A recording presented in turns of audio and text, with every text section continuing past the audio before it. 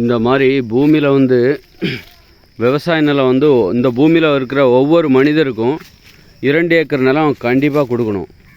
அவ்வளோ நிலம் இந்த பூமியில் இருக்கா? 800 கோடி பேர் இந்த உலகத்தில் இருக்காங்க. அப்போ 800 கோடி பேருக்கும் ஒவ்வொருத்தருக்கும் 2 ஏக்கர் நிலம் கொடுப்பதாக இருந்தால் அது அந்த அளவுக்கு இந்த பூமியில் இடம் இருக்கா அப்படின்னா கண்டிப்பாக இருக்குது.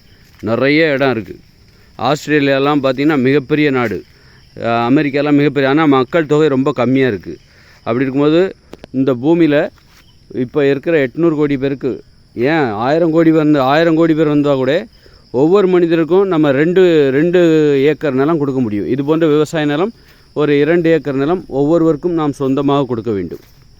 அப்போ அந்த மாதிரி நம்ம வந்து இருந்தால் எவ்வளோ நல்லா கொடுக்க முடியுமா? அந்த அளவுக்கு நீங்கள் சொல்லுங்கள். அந்த மாதிரி கொடுக்க முடியுமா?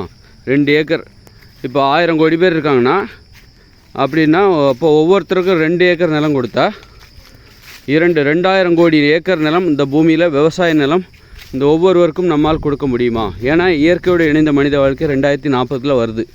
தற்போதுள்ள இயந்திர அறிவியலும் செயலிழக்க போகுது.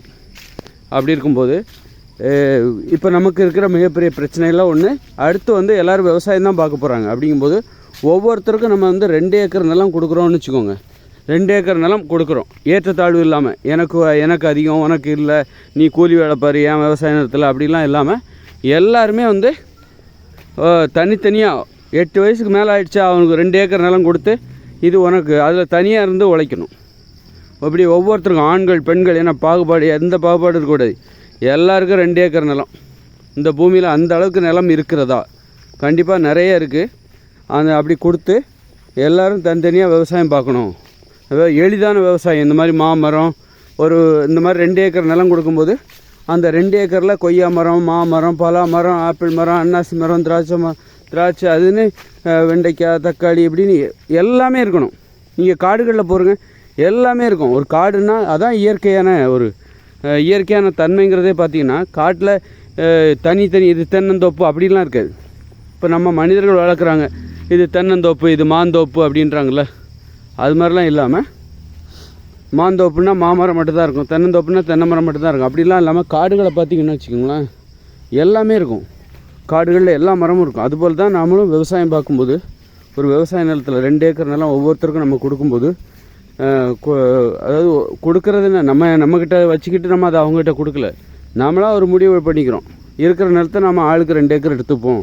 இந்த உலகத்தில் இருக்கிற எல்லாருமே முடிவு பண்ணிக்கணும். இருக்கிற நிலத்தில் ஆளுக்கு 2 ஏக்கர் நிலத்தை எடுத்துக்கிட்டு அந்த இடத்துல இப்போ 2040 அப்புறம் இயற்கையோடு இணைந்த மனித வாழ்க்கையில் எல்லோரும் விவசாயம் பார்க்குறாங்கன்னா ஒரு 2 ஏக்கர் விவசாய நிலத்தில் ஒருவருக்காக கொடுக்கப்படுகிற அந்த 2 ஏக்கர் விவசாய நிலத்தில் என்னெல்லாம் இருக்கும், என்னென்ன மரம்லாம் இருக்குன்னா, இப்போ மாமரம் ஒரு மரம் போதும், ஒருத்தருக்கு ஒரு மரம் போதும். இல்லை, ஒரு மரத்தில் 200 பழம் பறிக்கலாம், காய்க்கலாம். ஒரு வருஷத்தில் ஒருத்தர் 200-300 பழம் சாப்பிட்டா போதும். இல்லை, அது மாதிரி 2 தென்னை மரம், ஒரு மாமரம், ஒரு கொய்யா மரம், ஒரு பலா மரம், ஒரு ஆப்பிள் மரம், ஒரு அன்னாசி மரம், ஒரு எலுமிச்சை மரம், ஒரு ஆரஞ்சு மரம், இப்படி எல்லா பழங்களை தருகிற எல்லா மரங்கள்லேயும் நம்ம வந்து 1-2 அது எல்லாத்துக்கும் ஒரே மாதிரி தான். ஒருத்தர் வந்து 10 தென்னை மரம், இன்னொருத்தர் 2 தென்னை மரம் அப்படிலாம் வளர்க்கக்கூடாது. எல்லாருக்கும் ஒரே மாதிரி ஏற்றத்தாழ்வு இல்லாத ஒரு வாழ்க்கை 2040 அப்புறம் நம்ம வரப்போகுது. அப்படி இருக்கும்போது இந்த மாதிரி ஒரு ஏற்பாடு இனிமேல் வரப்போகுது. அது பற்றின வீடியோ நான் வந்து தொடர்ந்து போடுறேன்.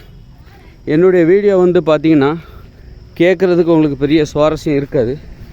ஏன்னா வந்து ஆனால் எனக்கு சுவாரஸ்யமாக இருக்கும். எனக்கு இதை பேசுகிறது ரொம்ப சுவாரஸ்யமாக இருக்கும். காரணம், நான் உணவு கட்டுப்பாட்டை கடைப்பிடிக்கிறேன்.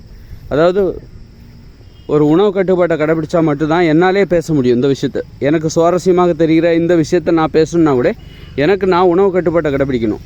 மனிதர்கள் எந்த உணவுகளை சாப்பிட வேண்டுமோ அந்த உணவுகளை மட்டுமே சாப்பிட்டால் மட்டும்தான் என்னால் இதெல்லாம் பேச முடியும், பேசுவதற்கு ஆர்வம் வரும். அதுபோல் நீங்கள் இந்த விஷயத்தை நான் பேசுகிற இந்த விஷயத்தை உங்களுக்கு கேட்பதற்கு ஆர்வமாக இல்லைன்னா அது காரணம் நீங்கள் வந்து மனிதர்கள் சாப்பிடக்கூடாத உணவுகளை சாப்பிட்றீங்க. அந்த உணவு கட்டுப்பாடு என்பது உங்களிடம் இல்லாமல் இருக்கலாம். அதனால தான் உங்களுக்கு என்னுடைய வீடியோ உங்களுக்கு கேட்பதற்கு ஆர்வம் குறைவாக இருக்கலாம்.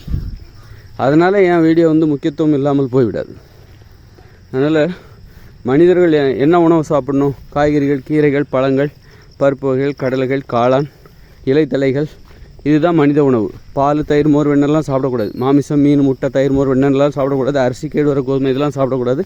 அப்புறம் தேனும் சாப்பிடக்கூடாது. சாப்பிடக்கூடாத உணவுகளை மனிதர்கள் சாப்பிடுவதால் தான் இயற்கை மீது அவர்களுக்கு வெறுப்பு வந்து விட்டது. அப்போ இயற்கையோடு இணைந்த மனித வாழ்க்கையை பற்றி பேசுகிற எனது வீடியோவையும் உங்களுக்கு கேட்பதற்கு சுவாரஸ்யம் குறைவாக இருந்தால் அதற்கு காரணம் உங்களிடம் உணவு கட்டுப்பாடு இல்லை. உணவு கட்டுப்பாடு என்னிடமும் கூட இல்லாமல் போயிருந்தால் என்னால் இந்த வீடியோ போடுறது கூட எனக்கு கூட ஆர்வம் இருக்காது. எனக்கு இந்த இது போன்ற வீடியோக்களை நான் போடுவதற்கு என்ன காரணம் அப்படின்னா, போடுவதில் நான் ஆர்வமாக இருக்க வேண்டும் என்பதற்காகவே நான் உணவு கட்டுப்பாட்டை கடைபிடிக்கிறேன்.